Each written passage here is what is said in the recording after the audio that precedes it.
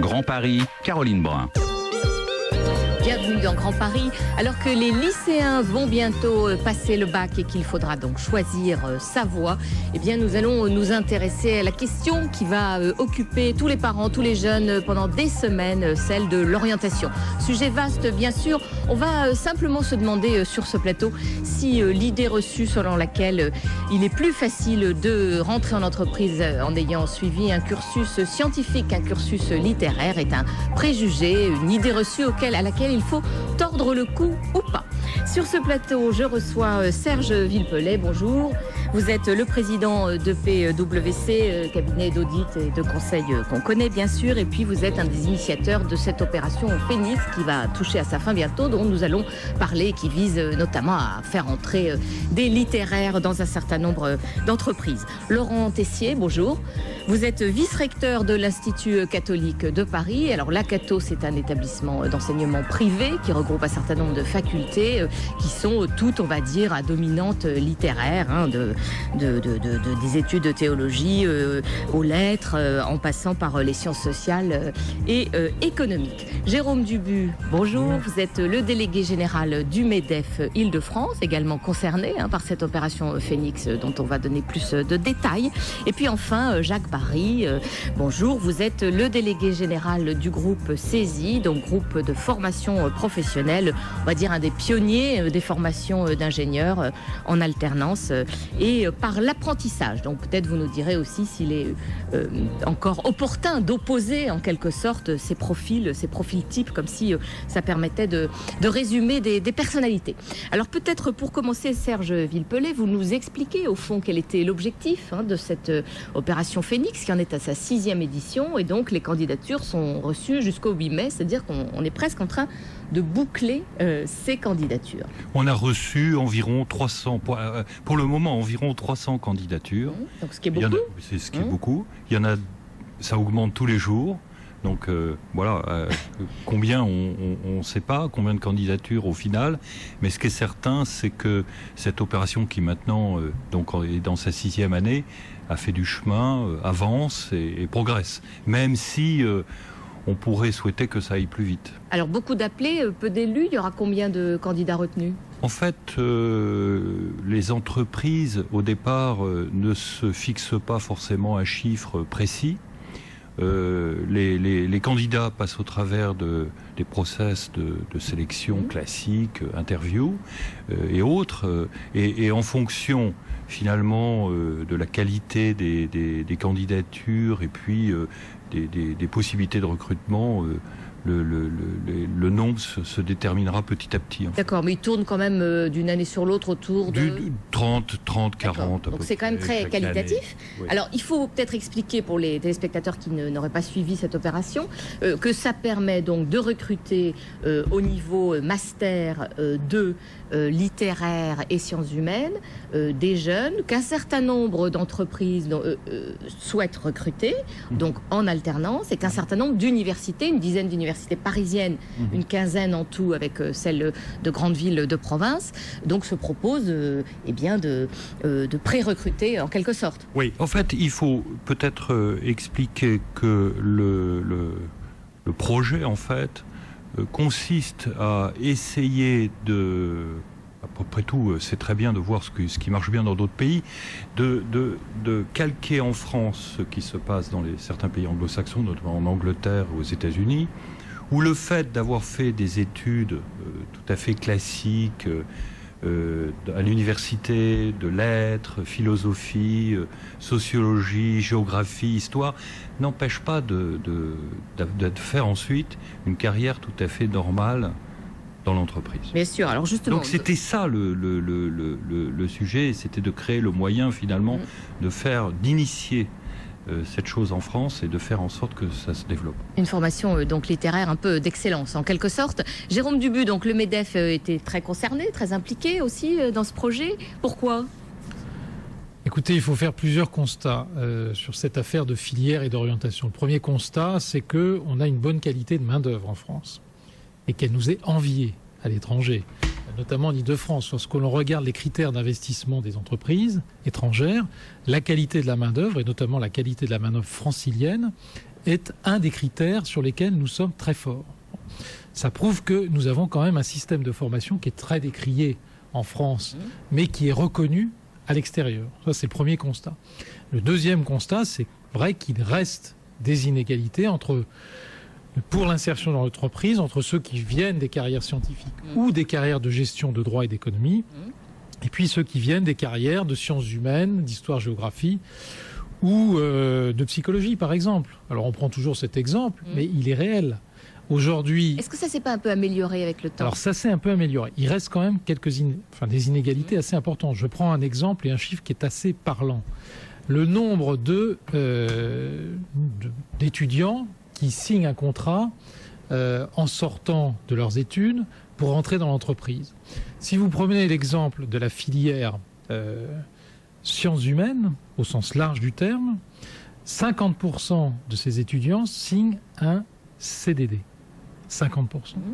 Si vous prenez, à contrario, l'exemple des sciences techniques, métiers d'ingénieur, des métiers scientifiques, 75% des étudiants signent un contrat en CDI. Vous voyez déjà là qu'il y a une inégalité très forte. 75% CDI, 50% CDD. Et à votre avis, vous l'attribuez à quoi? Au fait qu'on ne sait pas très bien si on va pouvoir les garder dans l'entreprise quand ils ont un cursus littéraire, ou au doute, au soupçon qu'on peut avoir sur la qualité de leur formation? Je ne crois pas, parce qu'à partir du moment où un chef d'entreprise choisit de recruter quelqu'un, c'est pour le garder. Ou alors ça n'a pas de sens. Alors après, il peut y avoir des considérations économiques, etc. Mais s'il le recrute, c'est pour le garder. Et s'il fait le choix de prendre un étudiant issu de la filière sciences humaines au sens large, c'est qu'il considère que dans l'entreprise, on en a besoin. Bon. Je crois qu'au contraire, il y a un problème de professionnalisation. Et c'est tout le cœur du débat que nous avons aujourd'hui. Est-ce que ceux qui viennent de la filière scientifique ont une meilleure professionnalisation, c'est-à-dire une meilleure intégration dans l'entreprise, que les étudiants qui ont fait des études de sciences humaines? C'est la question. Et aujourd'hui, les chefs d'entreprise considèrent clairement que la professionnalisation des filières de sciences humaines est insuffisante pour un certain nombre d'étudiants qui malheureusement rentrent dans l'entreprise. Et là on en revient à l'opération Phoenix, il y a un aspect professionnalisation puisque s'ils sont sélectionnés, ils vont être embauchés en CDI, sauf erreur, mais en alternance pendant un certain nombre de mois. Oui, mais il ne faut pas se tromper sur l'objectif du projet. Il ne s'agit pas de recruter des personnes qui pendant leurs études auraient découvert en fait le monde de l'entreprise et puis auraient fait en même temps leurs études littéraires. Ce qu'on veut, c'est avoir les meilleurs les meilleurs, de leurs études littéraires. C'est le mot, Serge Villepellé. On marque une pause. Alors juste avant notre pause, Serge Villepellé, vous nous rappeliez que l'un des objectifs de cette opération Phoenix dont on a parlé, qui vise à recruter des littéraires, c'était de montrer que l'excellence pouvait être au rendez-vous littéraire aussi. Et puis juste avant, Jérôme Dubu, donc du MEDEF Île-de-France, nous disait mais la grande différence dans les préjugés entre filière scientifique et filière littéraire, c'est que filière scientifique, on pense à la professionnalisation, filière littéraire, beaucoup moins. Alors je voudrais avoir l'avis de Laurent Tessier sur cette question, puisque justement vous formez des littéraires.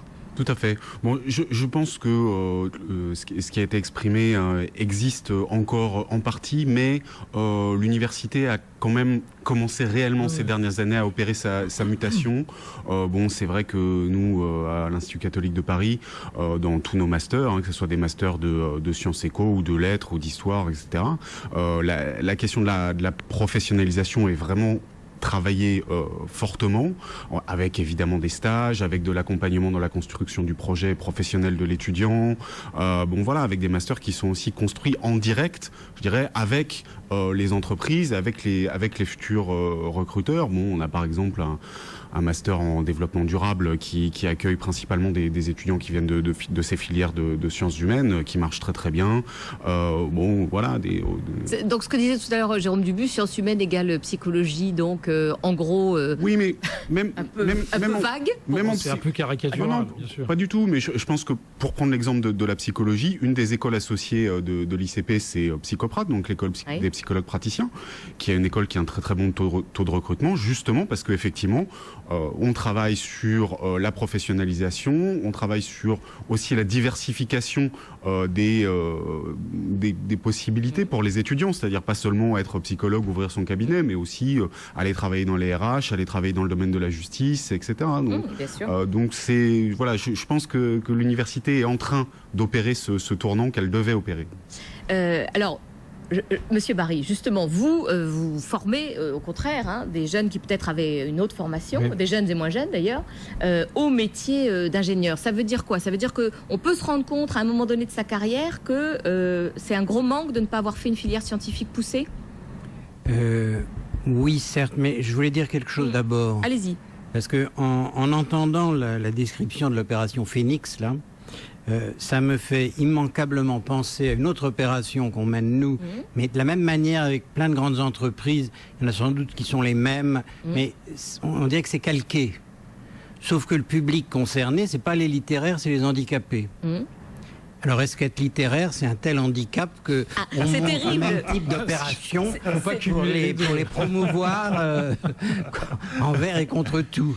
Et alors là, moi, je crois vraiment qu'il y a une erreur de fond ou de tradition.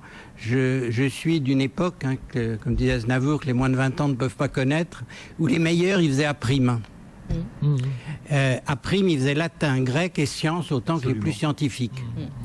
Je crois qu'aujourd'hui, la sélection éducative se fait effectivement largement, on le voit au niveau des bacs, par le scientifique, mais qu'il y a ensuite une seconde sélection qui, elle, est davantage d'ordre social par le littéraire.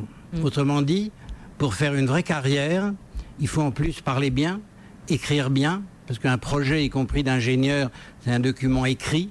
Il faut éventuellement avoir des références historiques, géographiques, culturelles. Et ça vient, c'est une sorte de seconde sélection. Et nous, on le voit bien, puisque notre domaine, c'est la promotion sociale. Et on voit bien cette difficulté-là. Et puis, lorsqu'on regarde de près, dans le fond, les littéraires, c'est pas du tout quelque chose d'homogène. Alors que les scientifiques le seraient plus, vous diriez? Ils le sont un peu plus, oui. Il s'agit de quoi? Il s'agit de développer l'intelligence. C'est toujours ça dont il s'agit. Ce développement de l'intelligence, vous pouvez l'appuyer sur les mathématiques, bien sûr, mais quelqu'un qui fait du latin, quelqu'un qui fait du grec, quelqu'un qui fait de la théologie sans doute, quelqu'un qui fait de la grammaire, un agrégé de grammaire. Ça n'a rien à voir avec quelqu'un qui fait de la poésie ou quelqu'un qui fait de la littérature. Vous voyez, on peut spécifier les profils. J'ai vu que Jérôme Dubu n'avait pas l'air tout à fait d'accord avec vous. Non, mais je suis pas sûr que les littéraires soient ceux qui écrivent le mieux. Mais bon, ça, c'est une appréciation personnelle. Une approche personnelle, voilà. Je crois que les scientifiques, finalement, ils sont meilleurs en tout. Malheureusement, il y a encore une sélection par les. Ils sont meilleurs en tout. On pense qu'ils sont meilleurs en tout. On pense qu'ils sont meilleurs en tout. Il y a une espèce de focus et de fantasme sur les littéraires qui seraient finalement les moins bons. En réalité, regardez ce qui se passe dans les autres pays, notamment les pays anglo-saxons. Les chefs d'entreprise ne recrutent pas seulement sur le diplôme. Et c'est ça finalement la grande différence. Parce que dans les pays anglo-saxons, on voit qu'on recrute beaucoup plus sur les compétences. Compétences de l'individu, compétences du jeune qui a son diplôme, certes, mais qui met en avant sa compétence. Et il y a beaucoup plus de littéraires qui sont dans les entreprises anglo-saxonnes, c'est indéniable. Nous, on a encore, parmi les chefs d'entreprise, une certaine réticence à privilégier la compétence en privilégiant justement le diplôme avant tout. Quand vous avez fait des études scientifiques, les pourcentages sont assez clairs, vous vous retrouvez soit en tant qu'ingénieur, soit dans la construction, soit dans des carrières de chercheurs, bref, clairement, vous restez dans votre rail de scientifique. Quand vous avez fait des études littéraires, je prends l'exemple, une fois de plus, de la psychologie, 67%, c'est un chiffre quand même frappant, des étudiants qui ont fait de la psychologie se retrouvent dans la santé ou dans l'action sociale, qui est quand même un domaine qui est en marge de l'action de l'entreprise. Alors que vous dites, il pourrait servir à autre chose, en fait. Alors, il pourrait avoir fait ça au départ et après l'utiliser autrement. C'est comme le privé, le public. En France, c'est très cloisonné. Le littéraire et le scientifique, c'est très cloisonné encore en France. Dans les pays anglo-saxons, aux États-Unis, vous passez du public au privé au public, ça ne pose aucun problème. Oxford ou Cambridge sont autant littéraires que scientifiques. Absolument. Alors justement, puisque Oxford, c'était un peu l'exemple que vous preniez, la référence, Serge Villepelé. Par ailleurs, vous êtes un gros recruteur. Je ne sais pas combien vous recrutez de personnes par an. Oui, d'ailleurs, juste un point, ce n'est absolument pas qu'Oxford, ce sont toutes les universités Angleterre, c'est toutes. Et vous avez en Angleterre un nombre de dirigeants d'entreprises qui viennent de l'université avec des formations assez qui en France seraient vues comme assez étranges pour des patrons, comme des gens qui sont allés très loin dans des recherches en philosophie ou en langue ou voilà, donc et qui réussissent remarquablement bien. Donc je pense que on a dit qu'il y avait eu beaucoup de progrès qui avaient été faits du côté des universités et je pense que c'est vrai. Je pense que de plus en plus, de toute façon, les universités savent qu'il faut qu'elles doivent trouver des débouchés pour leurs jeunes et elles font des efforts. Mais le problème, il est aussi du côté de l'entreprise. C'est-à-dire qu'en fait, oui, on recrute énormément, nous, c'est vrai, parce qu'on a un turnover, enfin, on a une rotation des jeunes qui finalement voient un passage dans un cabinet d'audit et de conseil comme une espèce de troisième formation d'excellence qui permet ensuite d'aller dans des entreprises privées ou dans le public. Et donc, c'est vrai qu'on recrute énormément. Mais souvent, le sujet dans l'entreprise, c'est dans les directions des gens qui recrutent, les directions des ressources humaines, qui en fait ont des process qui sont très normés et qui par définition, par exemple chez nous, vont plutôt regarder dans les grandes écoles de commerce, Sciences Po, éventuellement certaines écoles d'ingénieurs, plutôt que d'avoir un spectre plus large et d'aller considérer les formations qui viennent de l'université. Parce que quelque part, les directions des ressources humaines, elles ne veulent pas prendre beaucoup de risques. De risques, c'est ça. Non, surtout quand il n'y a pas beaucoup de recrutement à la clé, bien sûr. Elles ne veulent pas prendre beaucoup de risques. Ceci étant dit, vous dites... Un patron de PME en prend plus. Par construction, parce qu'il a peut-être moins de... Ne parlons pas des patrons, parlons des directions des ressources humaines, puisque c'est elles qui finalement vont avoir le process. Quand un patron recrute lui-même, il peut prendre plus de risques. Oui, mais dans une entreprise très importante, il peut initier un certain nombre de choses. Ce que les entreprises ne voient pas, et que nous on vit et qui est formidable, c'est qu'en fait, le fait de recruter ces personnes qui viennent de l'université, aux côtés de gens qui viennent de grandes écoles, c'est ce qu'on appelle créer, moi j'appelle ça comme ça chez nous, c'est de la diversité. Vous exagérez un peu peut-être, non quand même? Mais si, c'est de la diversité, parce que lorsque vous avez, moi j'ai des témoignages, lorsque vous avez dans une équipe quelqu'un qui a fait une formation de grandes écoles et une autre personne... Il y a quand même des grandes écoles littéraires, au passage. Non, mais nous parlons... Il n'y en a pas beaucoup, bien sûr, mais voilà. Des bouches sur l'entreprise, d'ailleurs. Oui, mais je vous répète, on recrute principalement, enfin à 60-70% dans les grandes écoles de commerce.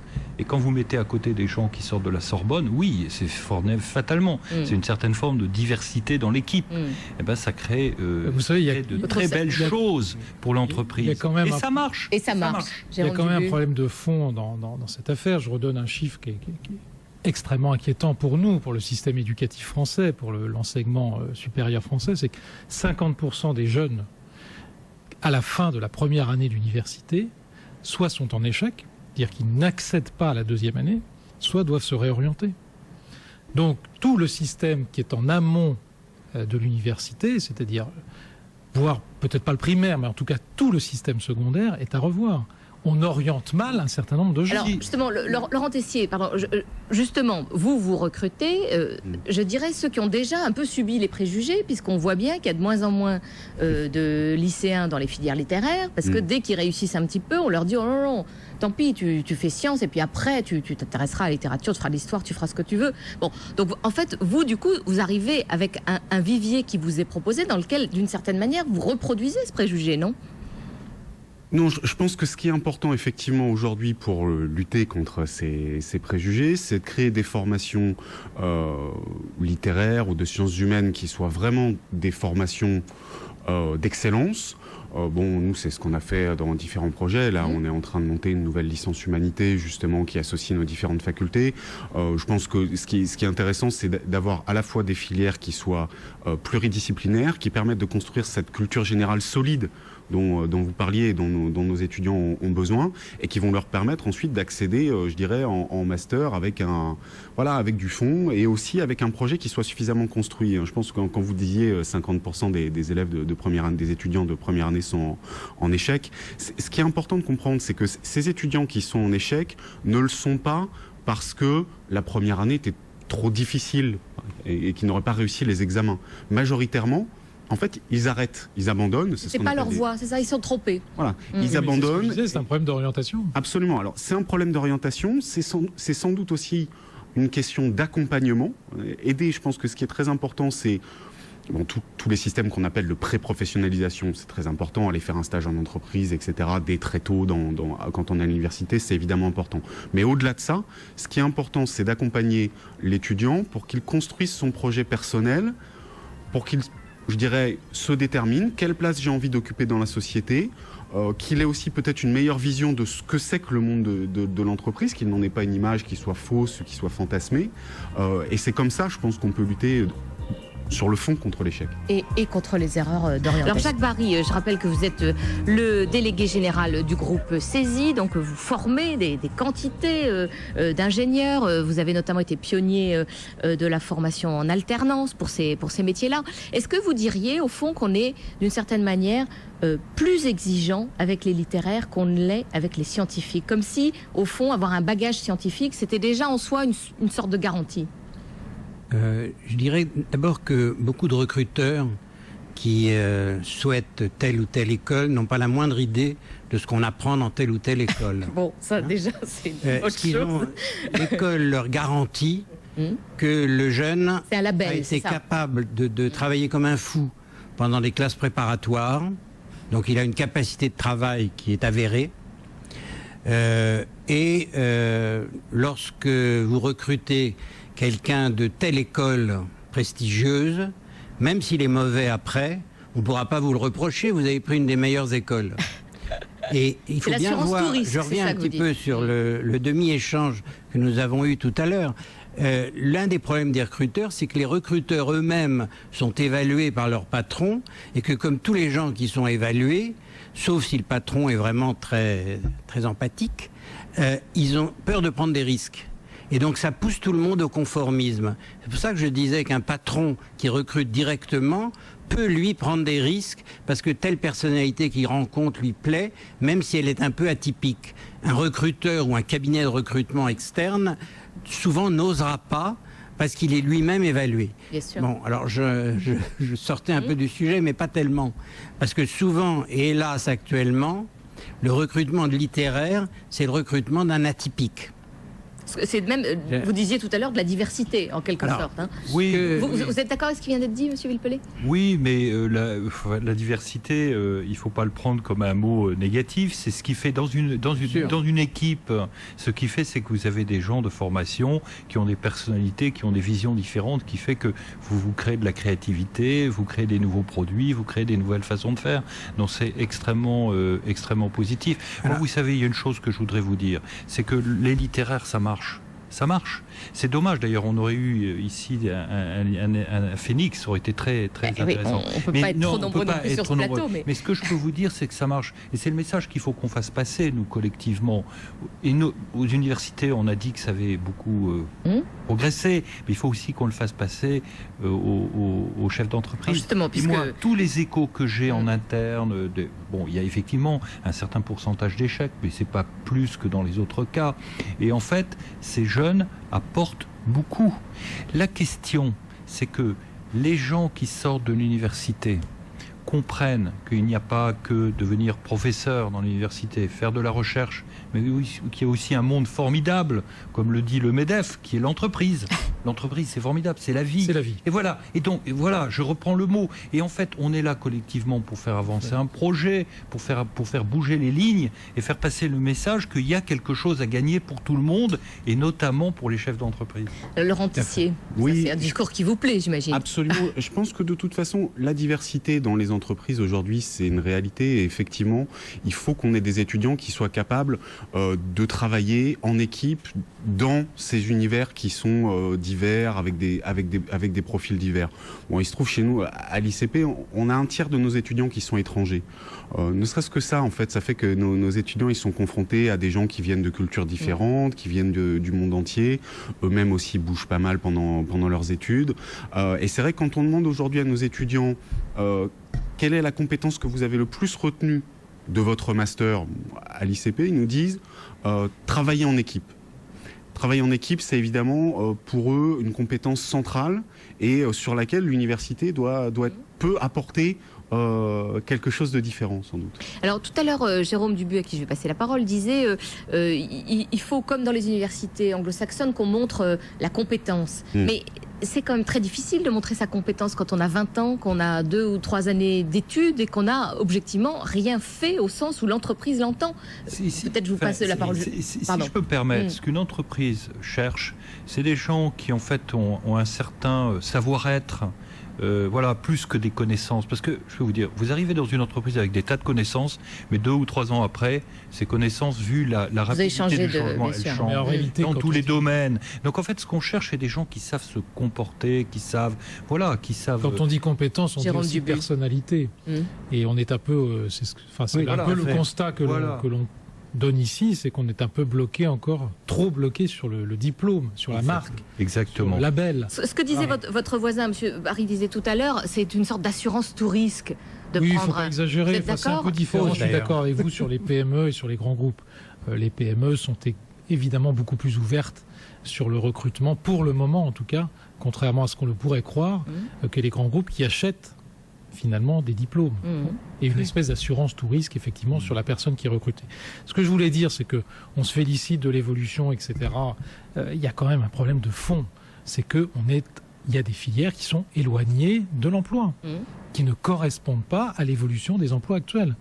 Ça n'est pas seulement les filières universitaires, c'est aussi maintenant, et malheureusement, puisque l'économie va plus vite que l'évolution de l'éducation.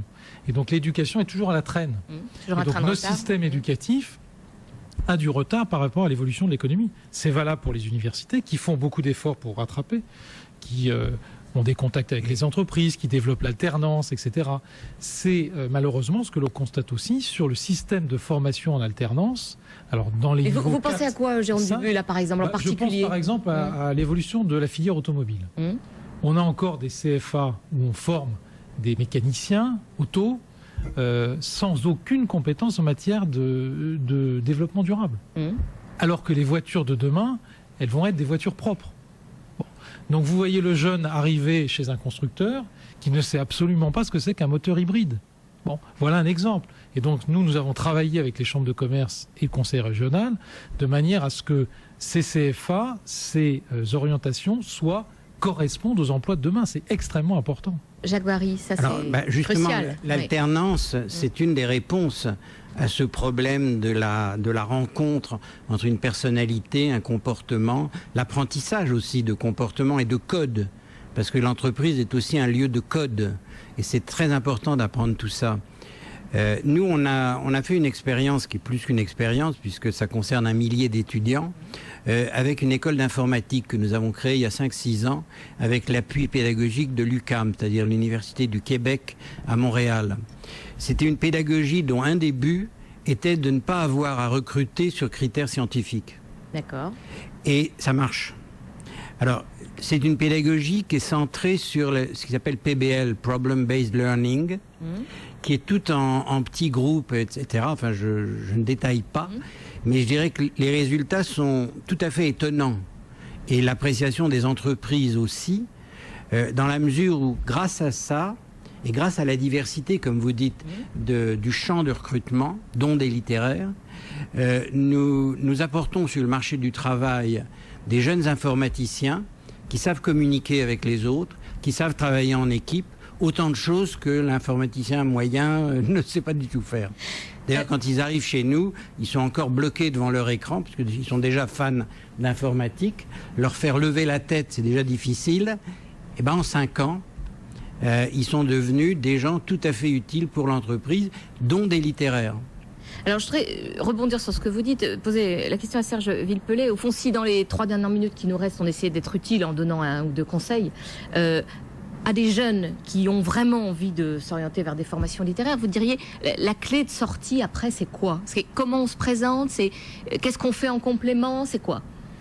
Je dirais que, en tout cas, si on se destine à une formation littéraire, il y a une possibilité qui s'ouvre petit à petit, qui est l'entreprise. Voilà. Et qu'il y a il y a de plus en plus d'entreprises qui finalement s'intéressent à ce monde de l'entreprise. Donc il y a des possibilités, voilà, qui sont ouvertes.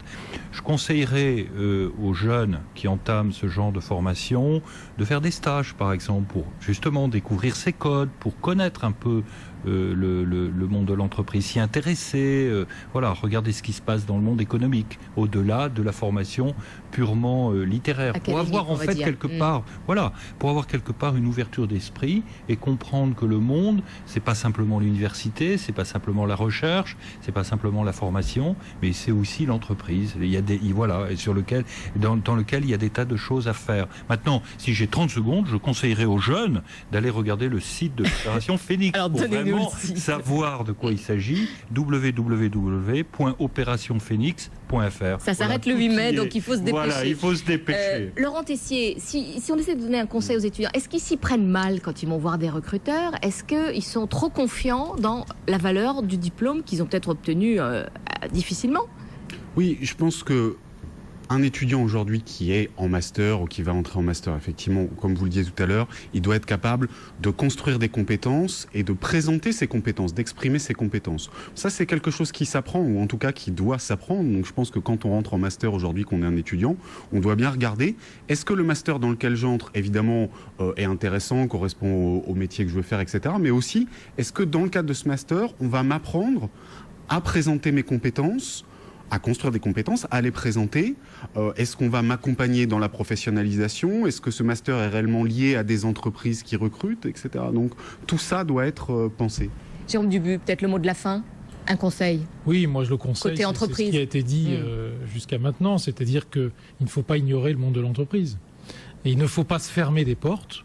Il ne faut pas croire que parce qu'on a choisi une filière littéraire, on ne rentrera pas en entreprise. Ça n'est plus vrai. Simplement, il ne faut pas non plus négliger tout ce qui est alternance, tout ce qui est stage, tout ce qui est expérience à l'étranger. Ça n'est pas assez développé également.